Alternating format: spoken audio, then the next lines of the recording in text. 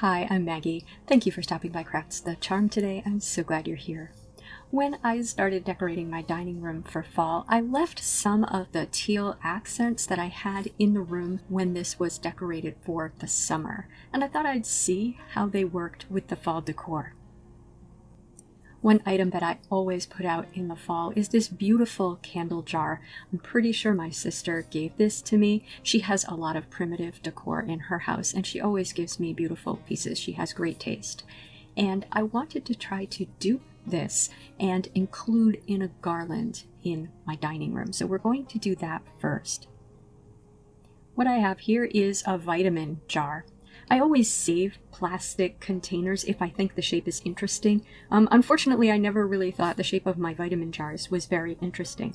So I only have 2 of these, and one of them is full of vitamins. But I'm going to empty that one out and put the vitamins in another container and make 2 of these candles, because this jar is basically the shape of the candle jar.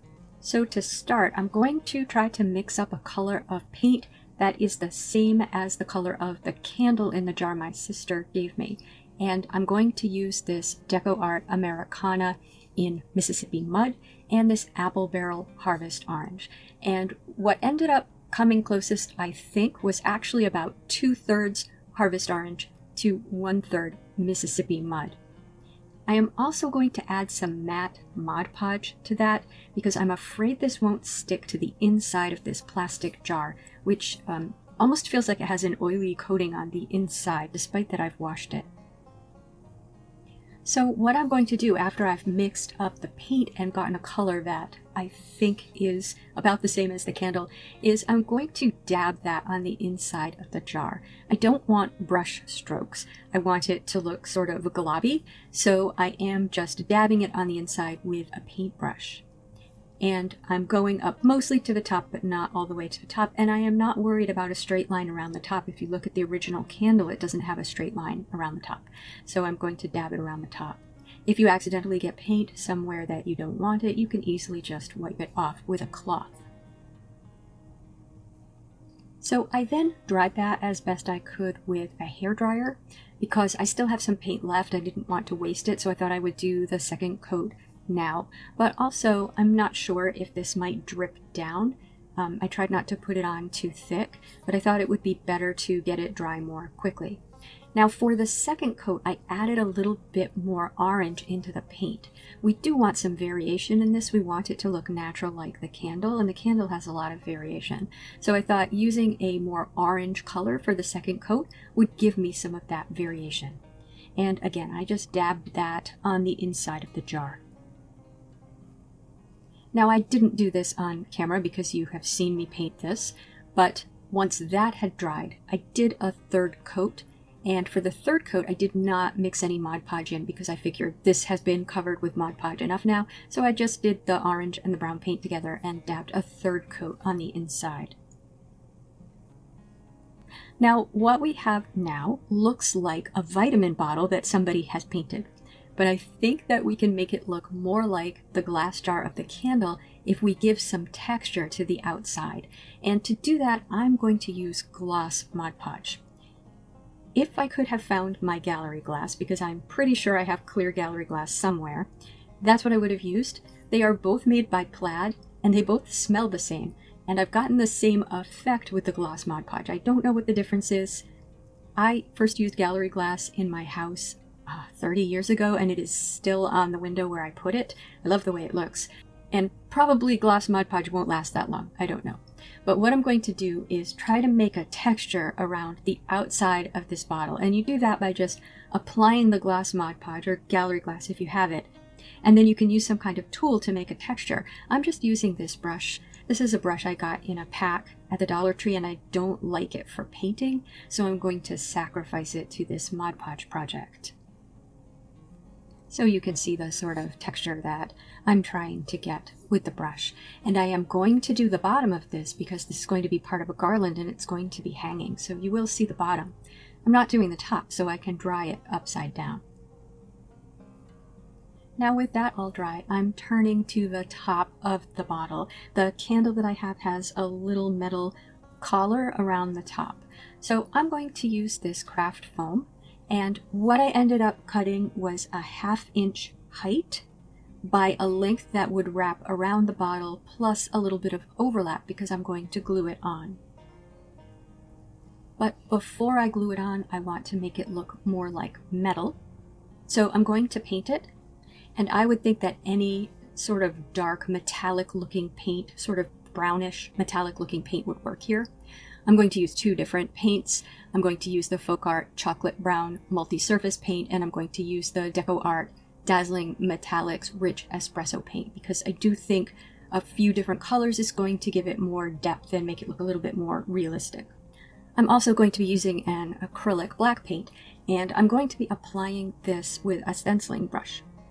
So I just applied the 2 metallic paints with a tapping motion, and then I applied the black paint over this. I wanted it mostly black, but I wanted some of that metallic paint to come through as a texture and a little bit of a color to make this foam look more like metal. To apply the collar to the bottle, I used clear Gorilla Glue. I put the glue on the unpainted side of the foam, although I don't know if it matters, and sprayed the other side with a little bit of water and then pressed them together. I did that around the top of the bottle. Wasn't able to clamp it in place, so I held it in place with some painter's tape. Now, I didn't have a really good option for hanging this. I think you could use black twine, and that would be a little bit thicker than what I chose, and it might look better, but it wouldn't stand up by itself if you decided you wanted to display this on a table. So what I'm going to do is drill a small hole through the collar and through the plastic at the top of the jar on each side of the jar, and I'm going to take some black florist wire and just put it through the hole on one side, wrap it around itself, and then decide on a size for the hanger, and then wrap the other end through the other side. And that's it for the candle. I think it's a really close dupe for the one that my sister gave me.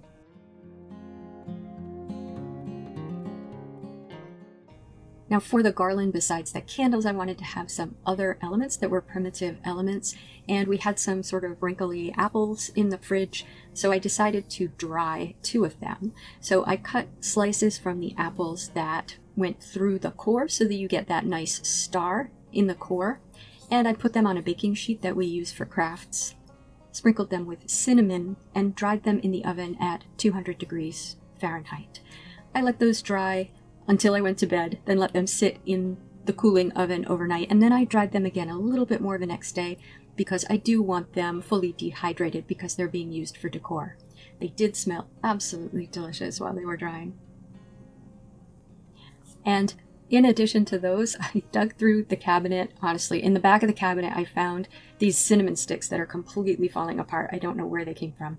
So they're really old. And I also found some star anise, which, again, I think I bought this like 30 years ago for decor. I don't think we've cooked with it.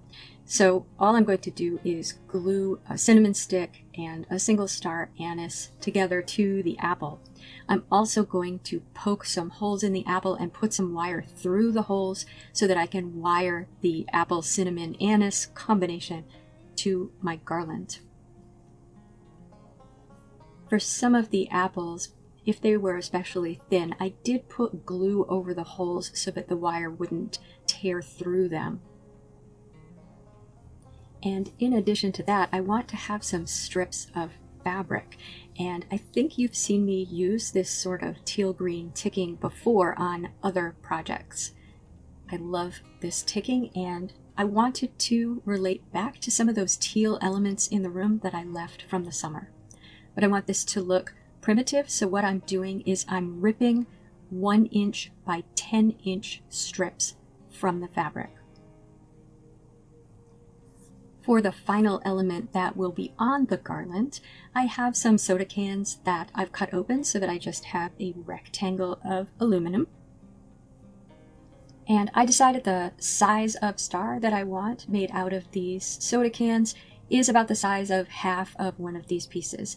And I'm going to try to draw primitive stars on these, which are stars that, in my experience, are a little bit misshapen and elongated. So I'm going to draw those with a Sharpie, and then cut them out with my Aviation snips.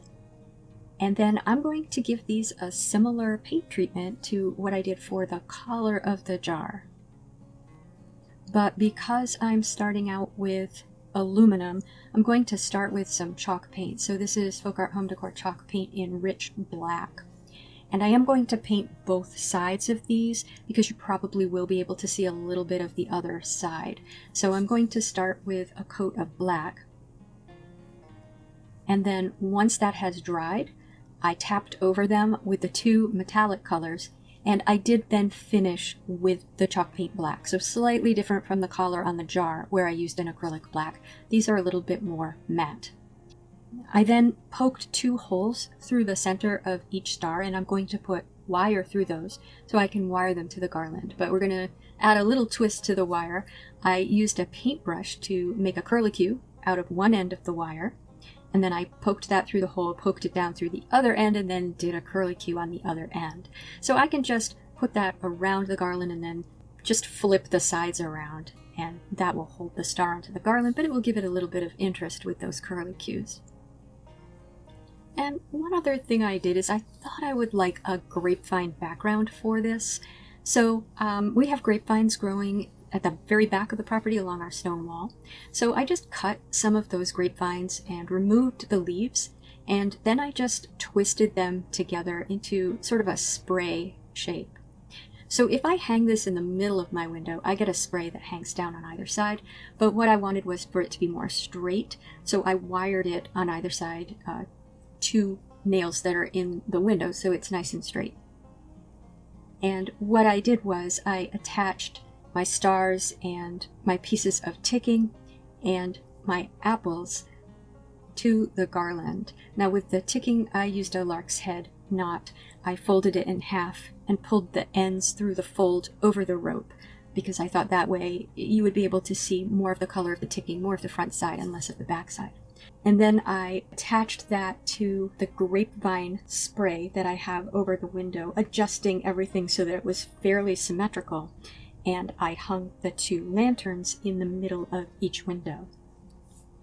Now, my house isn't really the appropriate era for primitive decor. It has Queen Anne era molding and trim because it was built in the 1890s, but I still love the look of this primitive garland. I think that you could certainly use this candle on a table and put some of these garland elements around it too if you don't want a garland. I would love to know what you think of this. Please tell me in the comments. If you liked this video, please give it a thumbs up. And if you enjoy this sort of content, please subscribe to Crafts the Charm. Thank you for spending time with me today. Take care.